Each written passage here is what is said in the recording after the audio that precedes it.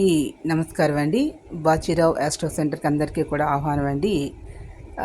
ఇక్కడ మీకు ఒక ధనలక్ష్మి అనుగ్రహాన్ని పొందాలి అంటే ఒక చిన్న పరిహారం చెప్తాను.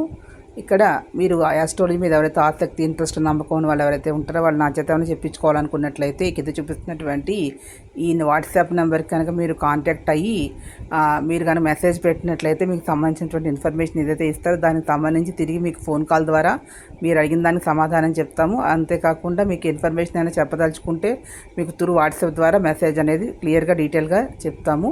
ఇంట్రెస్ట్ ఉన్న వాళ్ళు కాంటాక్ట్ అవ్వచ్చు. ఫీజు వచ్చి 299 రూపీస్.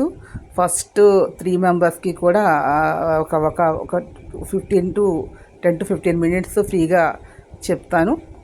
ఓకే, జాతకాన్ని చెప్పించుకోవాలనుకుంటే దాన్ని కాంటాక్ట్ అవ్వచ్చు. ఇక ధనలక్ష్మి అనుగ్రహం కోసం ఒక చిన్న పరిహారము. ధనలక్ష్మీదేవి అనే అనుగ్రహం అందరికీ కావాలి. ఈ జాతకంలో కూడా అనుకూలంగా ఉన్నట్లయితే ధనలక్ష్మి యోగం ఉండి సిరి సంపదలు అన్నీ కూడా అనుభవిస్తారు. మన డబ్బున్నా కూడా అనుభవించలేకుండా ఇబ్బంది పడుతూ ఉంటారు. దానికి కారణం కూడా అనుకూలంగా లేకపోవడం వల్ల ఇబ్బంది పడుతూ ఉంటారు.